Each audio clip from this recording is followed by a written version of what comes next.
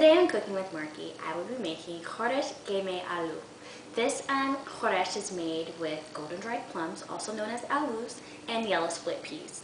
Now, if you just want to make Khoresht Aloo, you can omit the yellow split peas, so you don't have to use those. But for this particular dish, I'm using the yellow split peas.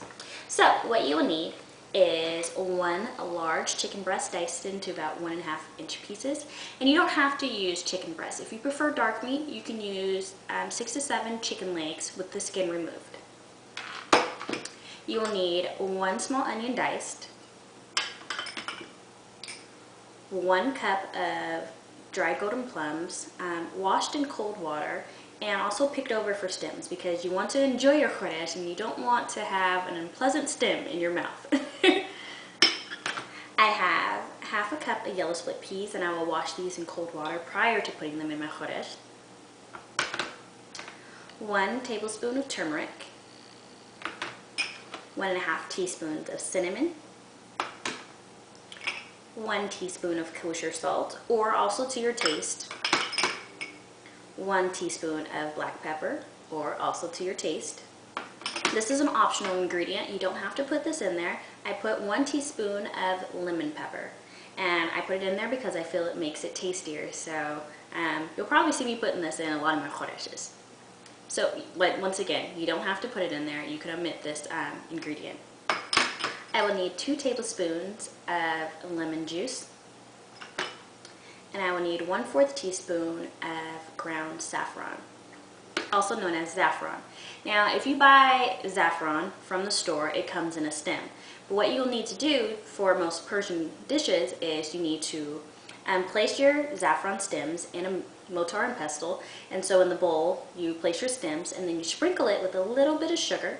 And then with the, I think this is the pestle, you will work it until your stems are turned into a very finely ground product. So in essence, your saffron will be mixed with sugar, and that's what you will be using in pretty much the majority of all your Persian dishes. Also, what you will need, depending on how sweet you want your khoresht, you will need 1.5 teaspoon to 1 tablespoon of sugar. Now, I have brown sugar. You can use white sugar, but brown sugar is preferred, at least to me. I will also be needing 4 tablespoons plus 1 tablespoon of grapeseed oil. And I will also be using 4 to 5 cups of water. So, let's get started on making this khoresht. So in this pan, I have added the 4 tablespoons of grapeseed oil, and now I will be adding in the onions.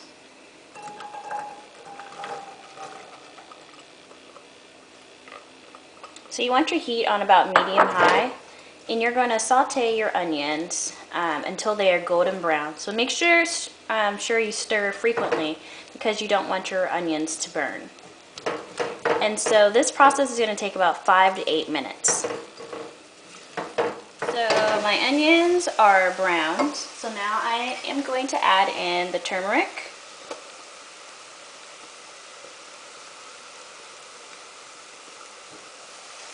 I'm going to stir that together.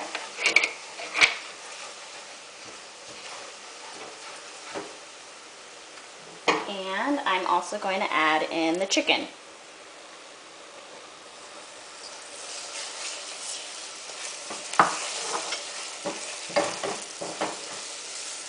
And also, if you like more chicken in your khoresht, I only used 1 chicken breast, but you are more than welcome to put more than 1. So you're going to fry this for about 30 seconds.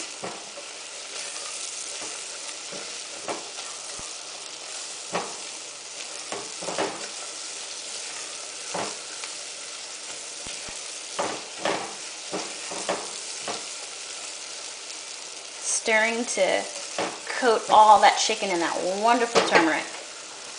So now I'm going to add in the rest of my spices. The lemon pepper, the cinnamon,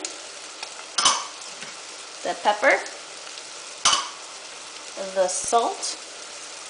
Stir all that together.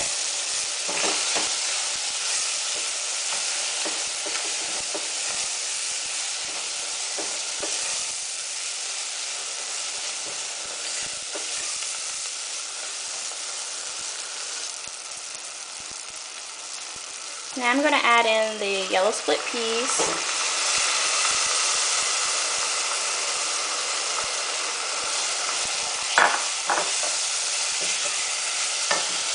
The aloos.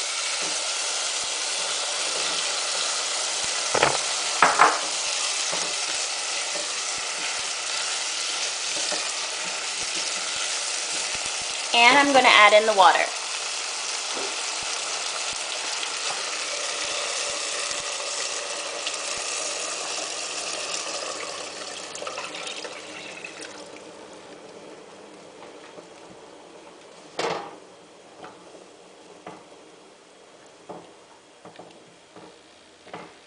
Oh, everything's going to be so delicious.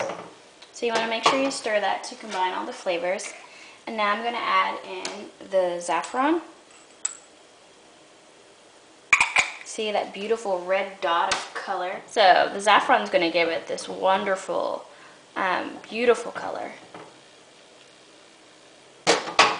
So now I'm going to go juice my lemon so I can put the lemon juice. Okay, so I've juiced my lemon and now I'm going to add in the lemon juice. And what I'm going to do is I'm going to bring this to a boil on medium-high.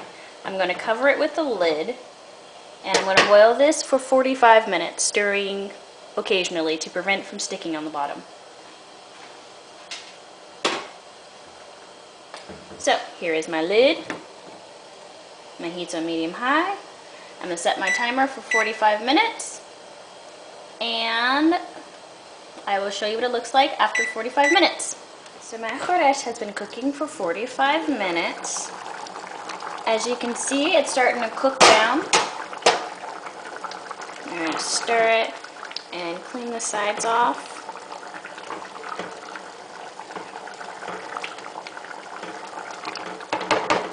So now I'm going to add in the 1 tablespoon of brown sugar.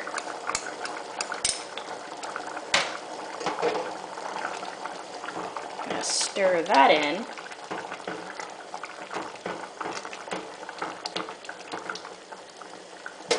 And I'm also going to taste it to see if I need to adjust any of my seasonings.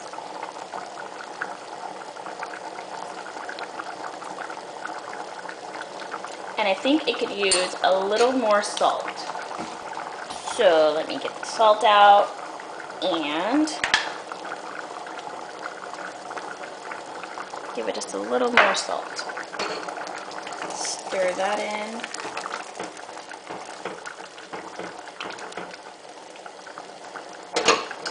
Let me taste it.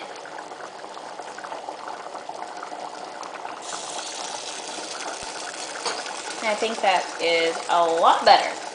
So now I'm going to turn my heat to medium. I'm going to put the lid back on and I'm going to let this cook for another 15 minutes. So the Khoresht Qeymeh Aloo has been cooking for 15 minutes. I'm going to stir this.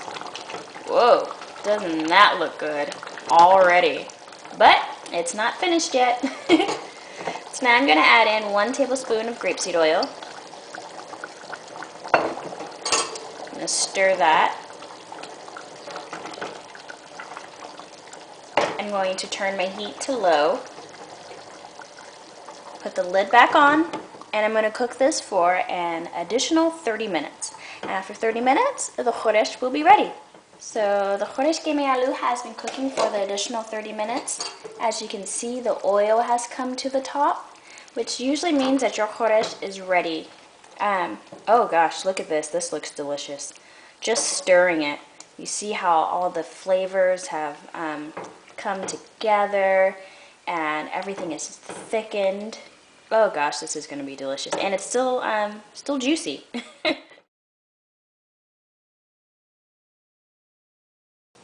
Once again, I would like to thank you for watching Cooking with Marky. I hope that you try this Khoresht Qeymeh Aloo recipe. I hope that I've made it simple enough for you to duplicate. Please enjoy it, please share it, and also please keep tuning in to Cooking with Marky. Nushijun, merci for watching, and khado afes.